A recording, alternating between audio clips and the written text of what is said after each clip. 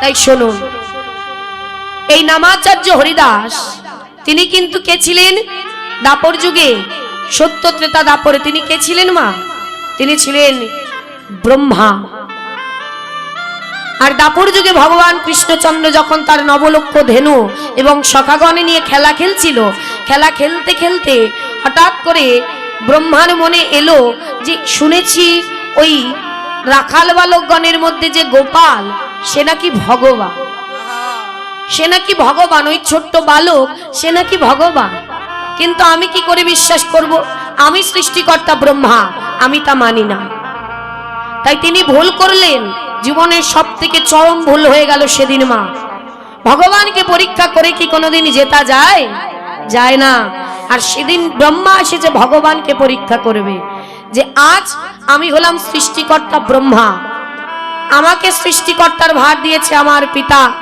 আজ আমার থেকে পিতার ওপরে তো কেউ নাই, একমাত্র পিতাই পারে আমার আগে তিনি সৃষ্টি করতে, তিনি ধ্বংস করতে। তাহলে সে যদি পুনরায় আমি সকল কিছু হরণ করে নেব, তার ওই নবলক্ষ ধেনু, তার বা রাখাল বালকগণ, দ্বাদশ রাখাল সব চুরি করে নেব।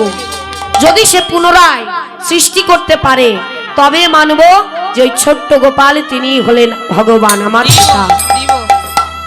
তাই কি করলেন? বিলম্ব না করে ভগবানের নবলক্ষ ধেনু এবং দ্বাদশ রাখাল বালকগণ সকল কিছুকে হরণ করে নিলেন, চুরি করে নিলেন। ভগবানই শুধু মৃদু হাসলো আর ব্রহ্মাকে বলল, ব্রহ্মা আজ তুমি নিজের পিতাকে পরীক্ষা করতে এসেছো।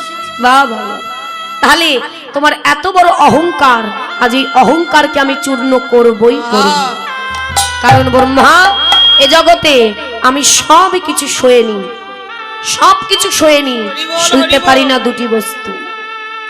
একটি হলো কারোর মনের অহংকার, আর একটি হলো কোন ভক্তের চোখের জল। আর তুমি অহংকার করে ভুল করেছো, দেখো তোমার কি শাস্তি হয়। তাই যতবার হরণ করে ব্রহ্মা আর সৃষ্টি করে ভগবান, পুনরায় দ্বাদশ রাখাল এবং নবলক্ষ ধেনু পুনরায় সৃষ্টি হয়। সঙ্গে সঙ্গে ব্রহ্মা আবার হরণ করে, ভগবান পুনরায় সৃষ্টি করে, আবার হরণ করে, পুনরায় সৃষ্টি হয়। এমন করতে করতে ব্রহ্মাই যেন ক্লান্ত হয়ে গেছে। তিনি তাকিয়ে দেখছে আর একটি কোনাও ফাঁকা নেই যে সেখানে আবার সে হরণ করে চুরি করে রাখবে।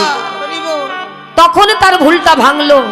সঙ্গে সঙ্গে ব্রহ্মা ছুটে এসে সেই ছোট্ট গোপালের চরণ ধরে বললেন, পিতা, পিতা আমার ভুল হয়ে গেছে, পিতা আমায় ক্ষমা করে দিন।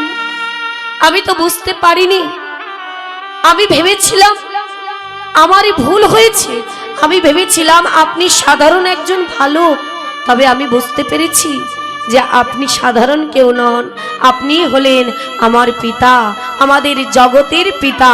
নিতাই গৌর হরি বল। দাদা একটু ভাষা সাউন্ডটা যখনই বলেছে মা, সঙ্গে সঙ্গে বলছে, তবে প্রভু জীবনে যে ভুলটা আমি করেছি, আমি তোমাকে পরীক্ষা করেছি, এর থেকে বড় ভুল আমার জীবনে আর কিছু হতে পারে না। তাহলে এর জন্য শাস্তি আমি নিজে মাথা পেতে নেব। তখন ভগবান বলল, শাস্তি তো আমি কাউকে দিই না প্রভু, আজ তোমায় আমায় সাজা দিতেই হবে, কারণ ভুল করেছি আমি। বলো না দয়াময়, কি সাজা দিতে চাও তুমি? বলো তুমি কি চাও? ভগবান বলছে, বলো ব্রহ্মা, তুমি যে এই অহংকারকে ভুলে আমার চরণ ধরেছো তাতেই আমি খুশি। তবে তুমি যখন বলছো, বলো তুমি কি চাও? তখন বলল, প্রভু তুমি আমাকে একেবারে নিচু কুলে জন্ম দাও, হীন কুলে জন্ম দাও, নিচু কুল, যেখানে আমি থাকবো বটে, শত আঘাত সইব, শত কষ্ট যন্ত্রণা সদা সর্বদা আমাকে জর্জরিত করে দেবে, কিন্তু বদনে থাকবে তোমার নাম। যেখানে থেকে তোমাকে ডাকতে আমার কষ্ট হবে, কিন্তু তবুও তোমার নাম ছাড়া আমার গতি হবে না। যেন তোমাকে আমি কিঞ্চিত সময়ের জন্য ভুলে না যাই, এমন কষ্ট, এমন যন্ত্রণার মধ্যে তুমি আমাকে পাঠাও। প্রভু এই কৃপা করো আমায়, আমায় তুমি যবন কুলে পাঠিয়ে দাও। কারণ একমাত্র ওই জবন কুলেই আছে মা, যেখানে যে ঘরে থেকে কৃষ্ণ নাম করা এর থেকে বড় কঠিন কিছু এ জগতে নাই। কি আছে মা? নাই, এর থেকে বড় কঠিন কিছু নাই। যেহেতু আমরা বুক ফুলিয়ে বলি আমরা হিন্দু, আমরা সনাতনী, তাহলে আমাদের শাস্ত্রের বিধানও মানতে হবে। চৈতন্য ভাগবত চৈতন্য চরিতামৃতে স্পষ্ট ভাবে লেখা আছে যে এই হরিদাস জন্ম নিয়েছিল যবনের ঘরে। যবন মানে কি মা? মুসলমান। মুসলমানের ঘরে এসেছিলেন ওই ব্রহ্মা। ব্রহ্মা এসেছিলেন আর শত আঘাতকে তিনি নিজে চেয়ে নিয়েছিলেন, কারণ সে জানে যে আঘাতের মধ্যেই ভগবানকে পাওয়া যায়। সন্তান যখন কষ্টে থাকবে, দুঃখে থাকবে, আঘাত পাবে, তখন তো পিতা এমনি ছুটে আসবে, তাই না মা? তাই তিনি শত আঘাত কষ্ট যন্ত্রণা চেয়ে নিয়েছিলেন। তাই যবনের ঘরে এসেছিলেন সেই হরিদাস। আর ওই যবন কুলে থেকে তিনি বদনে কৃষ্ণ নাম করতেন। শিশুকাল থেকে বদনে তার হরিনাম। সবাই বলে হারিস একই তুই খোদা তাআলার নাম না করে তুই ওই হিন্দু দেবতার নাম কেন করিস? হ্যাঁ, খোদা তাআলার নাম কর, আল্লাহ নাম বন্ধ কর। তখন সে মৃদু হাসি আর বলে কি করব বলো, আমার তো হরিনাম করো ভালো লাগে, কেন জানি না এই হরিনাম ছাড়া আমি কিছু বুঝি না গো।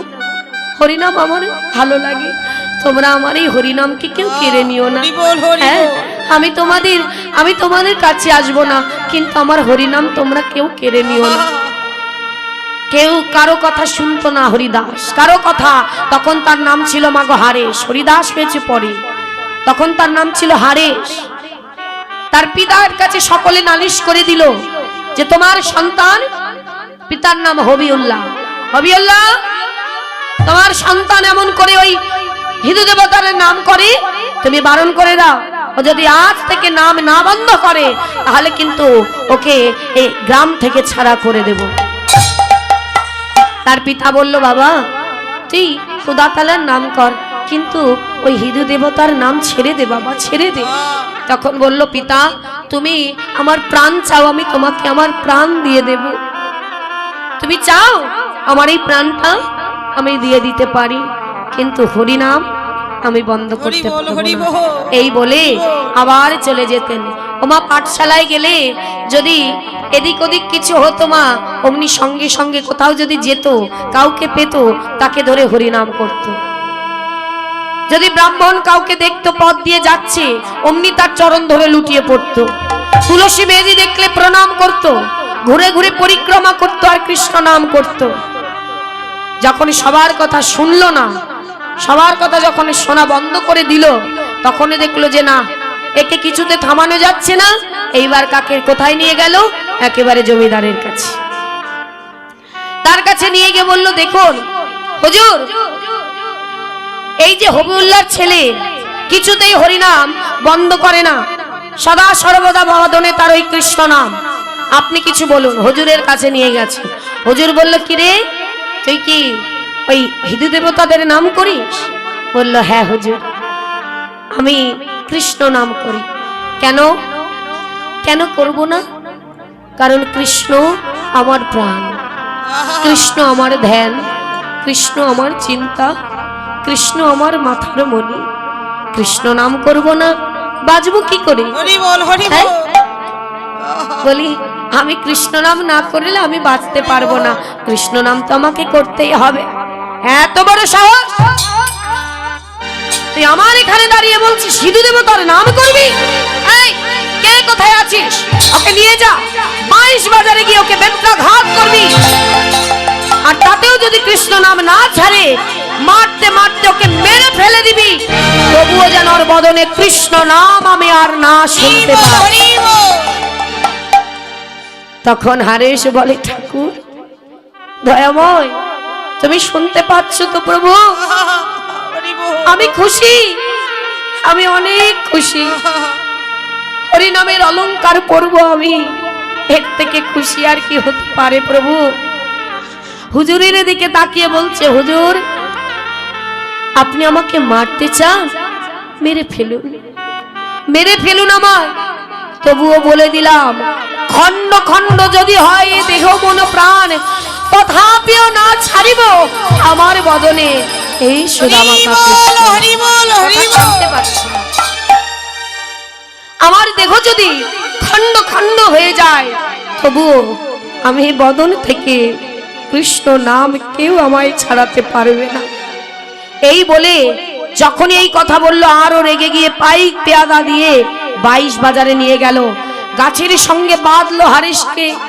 সকলে দাঁড়িয়ে আছে, গাছের সঙ্গে বেঁধে তাকে বেত্রাঘাত করতে লাগলো আর বলতে লাগলো, হারিস এই হরিনাম ছাড়, হরিনাম ছাড়, হরিনাম ছাড়। যত বলে হরিনাম ছাড়, শত চাবুকের আঘাতে সর্ব অঙ্গ থেকে রুধি ঝরছে। দেখুন কেমন ভক্ত মা, আমরা এই জীবনে হতে পারবো না। সর্ব অঙ্গ থেকে রক্তের বন্যা বয়ে যাচ্ছে আর সবাই বলছে হারিস কৃষ্ণ নাম ছেড়ে দে। আরে ভক্ত বলে মারতে মারতে মেরে ফেলো আমায়, কৃষ্ণ নাম আমি ছাড়বো না।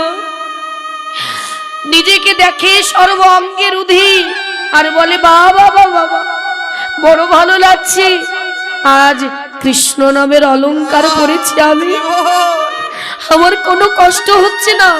মারো, আঘাত করো, যত খুশি তোমরা আমায় আঘাত করো, যত মারে আরে বলে কৃষ্ণ কৃষ্ণ কৃষ্ণ, কৃপাময় গৌর হরি, হে দয়াল হরি তুমি কোথায়? মারতে মারতে পাইক পেয়াদারা ক্লান্ত হয়ে গেছে মা। তারা মনে মনে ভাবছে যে ঠাকুর কেমন, এত মারছি তবুও তার কৃষ্ণ নাম ছাড়ে না, তার নিঃশ্বাসও ছাড়ে না। না পেরে তার চরণ ধরে বলছে, ঠাকুর তুমি যদি প্রাণ ত্যাগ নিজে থেকে না করো তাহলে আমাদের হুজুর বাঁচতে দেবে না। ও এই কথা আগে বলবে তো। সঙ্গে সঙ্গে যেন এমন হয়ে গেল যেন তার দেহ থেকে প্রাণ পাখি উড়ে গেছে। সকলে ধরে নিয়ে বলল, ওই তো ওই ঠাকুর মনে হয় মরে গেছে, চল। সে একটা কথাই বলেছিল, দেখো আমি যদি মরে যাই আমাকে কেউ পুড়িও না, কেউ সমাধিও দিও না, ওই গঙ্গার জলে আমায় ভাসিয়ে দিও। কারণ তার বিশ্বাস ছিল মা যে আমার এই দেহটা যদি থাকে ও গঙ্গার জলে যদি পড়ে, ভাসতে ভাসতে আমি আমার প্রভুর কাছে পৌঁছে যাব। সবাই মিলে কি করলো, তারা গঙ্গা বলে না, বলে গাং, বলে চল এই ঠাকুরকে এই গাঙের জলে ভাসিয়ে দিয়ে আসি। ধরে গাঙের জলে ছুঁড়ে ফেলে দিয়েছে, হরেশকে গাঙের জলে দিয়ে দিল। আর ভাসতে ভাসতে কিন্তু সে প্রভুর কাছে পৌঁছেছিল মা। আর এদিকে শ্রীবাসের আঙিনায় আমার মহাপ্রভু হরিনাম করছে, মহাপ্রভু হরিনাম করছে সকল ভক্তগণকে নিয়ে। কেমন ভাবে, আর ঠিক তার এক কোণে দাঁড়িয়ে আছে ওই হারেশ।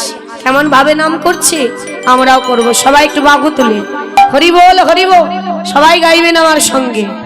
সবাই হরে কৃষ্ণ হরে কৃষ্ণ কৃষ্ণ কৃষ্ণ হরে হরে, হরে রাম হরে রাম, রাম রাম হরে হরে।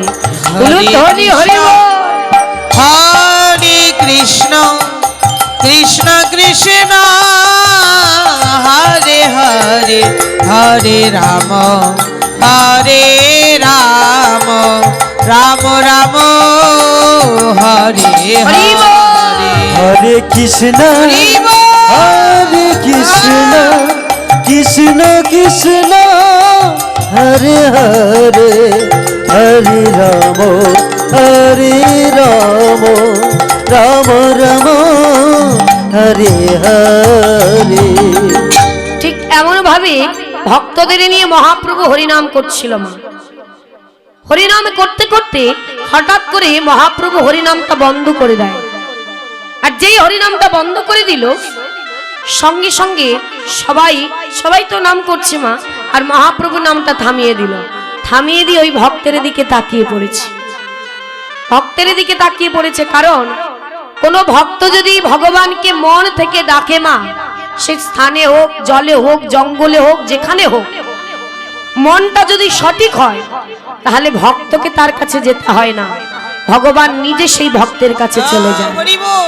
তাই আজ হারিস দূরে দাঁড়িয়ে দাঁড়িয়ে সেই কৃষ্ণ নাম শোনে আর নয়নের জলে কাঁদে, আর ভগবান দেখে তাকে ইশারা করে ডাকছে, এসো এসো এসো ভক্ত, আমার কাছে এসো।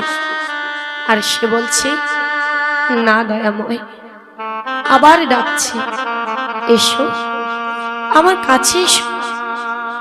আর ওই ভক্ত কি বলে, না প্রভু, তুমি আমাকে অমন করে ডেকো না দয়াময়, তুমি যদি আমাকে অমন করে ডাকো আমি নিজেকে ধরে রাখতে পারবো না। প্রভু, তুমি আমাকে অমন করে ডেকো না দয়াময়, কেন জানো, আমি যে অস্পৃশ্য, আমি যে অসুচি, আমার কাছে কেউ আসে না, আমাকে কেউ ছোঁয় না। আমি যদি কারো কাছে যাই, বৈষ্ণব ব্রাহ্মণের কাছে দাঁড়াই, সবাই আমাকে দেখে চলে যায়। ও প্রভু, তুমিও আমার কাছে এসো না, কেন জানো, তুমি যদি আমার কাছে আসো না, তোমার সকল ভক্ত তোমাকে ছেড়ে দূরে চলে যাবে। তখন ভগবান হাত দুটি বাড়িয়ে দিয়ে বললেন যে, হরিদাস, এ তুমি কি বলছো, এ তুমি কি বলছো? তুমি জানো না, তুমি জানো না তুমি আমার কত বড় ভক্ত, তুমি আমার বুকের একটি পাঁজর, তুমি জানো না হরিদাস, তুমি এ কথা কি করে বলো? তুমি অস্পৃশ্যা, তুমি অসুচি, আর যাকে কোল দেওয়া যায় না আমি তাকেও কোল দিই। এসো হরিদাস, তুমি আমার কাছে এসো। আর যখনই বলেছে, আর হরিদাস নিজেকে ধরে রাখতে পারলো না, ভগবান দুটি হাত বাড়িয়ে ডেকেছে, তোমা ভক্ত কি আর থাকতে পারে? ছুটে গিয়ে প্রভুর চরণ ধরে লুটিয়ে পড়েছে, আছাড় খেয়ে পড়েছে দয়াময়।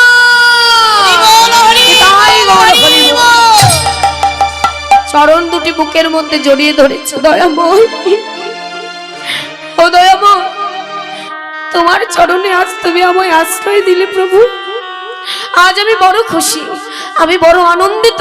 বাবা বাবা, এই চরণ দুটি আমার বড় ভালো লাগছে। ও দয়াময়, আমি আর কিচ্ছু চাই না, আর কিচ্ছু চাই না প্রভু, আমার যেটুকু চাওয়া, যেটুকু পাওয়া আজ তুমি আমায় দিয়ে দিয়েছো। আমি শুধু চাই তোমার ওই রাঙা রাতুল চরণ। আমার ভক্ত তো আর কিছু চাই না, শুধু চাই ভগবানের চরণ। তখন বলছে, হরিদাস, সারা জীবন তুমি আমাকে নাম শুনিয়েছো, এত সুখ দিয়েছো, আজ তুমি আমার কাছে এসেছো, বলো না তুমি কি চাও, একটু কিছু চেয়ে নাও। প্রভু, আমি শুনেছি সবাই ভগবানের কাছে যে যার আপন জনের জন্য চায়, আর আমার আপন বলতে তো শুধু তুমি আছো প্রভু, আর চাইতে যদি হয় আমি তোমার জন্যই চাইব। হরিদাস, তা তো তুমি সারা জীবনই চাইছো, আমাকে বাদ দিয়ে একটু নিজের জন্য দেখি কিছু চাও। ও এই কথা, বেশ দয়াময়, তাহলে তোমার চরণে আমার একটাই চাওয়া। কি চাওয়া? আজ তুমি জানো প্রভু, এ জগতে তুমি ছাড়া আমার আর কেউ নেই, তাই যেদিন আমার এ বদন থেকে হরিনাম বন্ধ হয়ে যাবে, বন্ধ হবার সময় এসে যাবে, যখনই দেখবে আমি এই 3 লক্ষ নাম আর জপ করতে পারছি না, তৎক্ষণাৎ তুমি নিজে এসে আমাকে এই দেহ থেকে আমার প্রাণ পাখি তোমার চরণে মিলিত করে দেবে। তাই আর আমার শেষকৃত্য সমাধান নিজে হাতে করবে, বলো দয়াময়, কথা দাও। তখন প্রভু বলল, বেশ তাই হবে। তাই আজ চরণ ধরে কাঁদছি আর বলছে, প্রভু এছাড়া আমার আর চাওয়ার কিছু নেই। তাই কি বললেন? প্রভু তোমার চরণ হরি বল, হরি বল, ছাড়া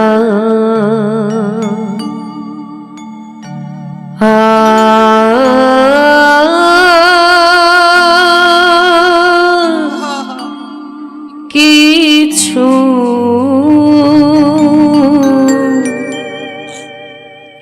প্রভু নাহি কম নিও।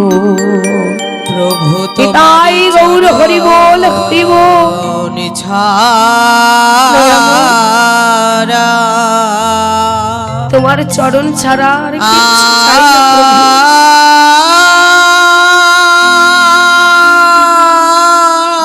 আর কিছু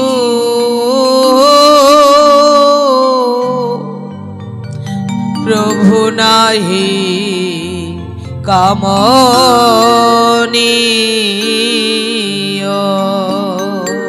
আমি যত দূরে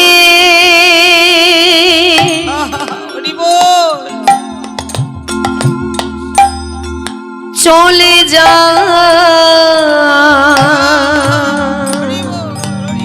ও প্রভু, তুমি নিজ হাতে কাছে টেনে নিও। ও গো দয়া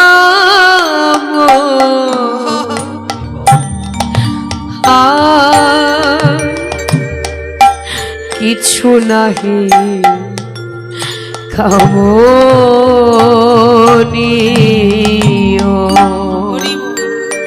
ও প্রভু, জন্ম তো তুমি দিয়েছো, মৃত্যু আমার অনিবার্য। তাই যেদিন আমার দেহ থেকে প্রাণ পাখি উড়ে যাবে, সেই মুহূর্তে তুমি কি করবে জানো প্রভু?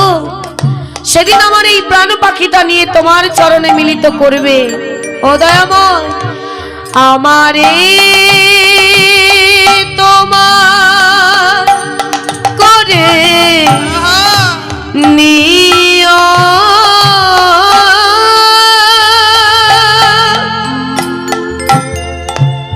প্রভু নিও,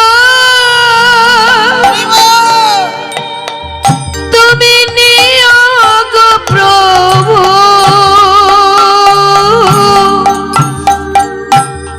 ও গো আমার বলিতে কিছু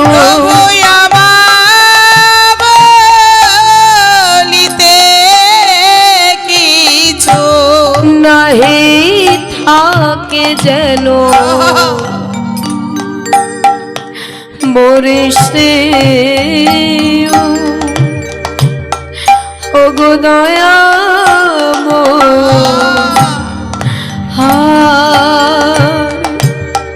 কিছু নাহি কামনীয়।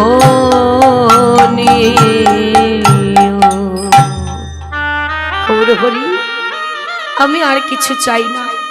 সেদিন এতটুকু চেয়ে সে কিন্তু সেদিনের পর থেকে 3 লক্ষেরও বেশি নাম জপ করে। মা নাম জপ করতে করতে হঠাৎ একদিন হরিদাস অসুস্থ হয়ে গেল।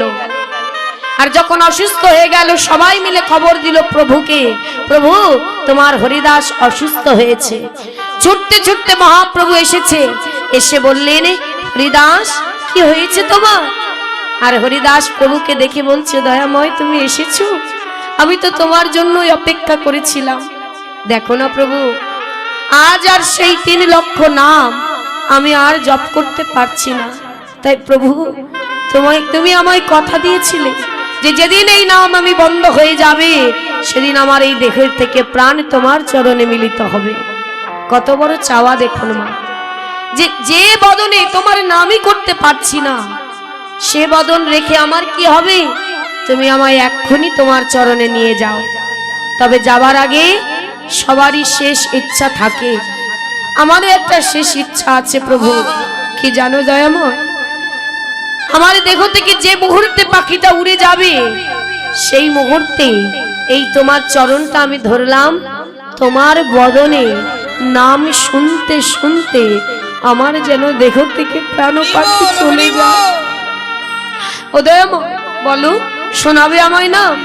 তখন বলল, কেন শোনাবো না, অবশ্যই সকল ভক্তদের বললেন, ভক্তগণ খোল করতাল বাজাও, সবাই মিলে বদন ভরে হরি হরি হরি বলো, সবাই মিলে হরি নাম করো, আমার হরিদাস যে চলে যায়। আর সবাই মিলে যখনই খোল করতাল বাজালো, হরি নামে করলো, তৎক্ষণাৎ হরিদাস দেহ থেকে প্রাণ পাখি উড়ে গেল। আর ভগবান সেই হরিদাসের দেহটাকে নিয়ে সকলের মধ্যে হরিনাম করতে লাগলো, সবাইকে হরিনাম করালো এবং নিজ হাতে কি করলেন মা, সকল শেষ ক্রিয়া সমাপ্ত করে নিজের হাতে হরিদাসকে সমাধি করলেন।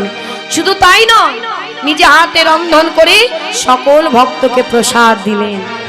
তাহলে দেখেছেন তো মা, হরিদাস কিন্তু ভগবানকে বেশি কিছু দিতে পারেনি, শুধু এই হৃদয়ে ভরা ভক্তি ভালোবাসা, আর কিচ্ছু নয়।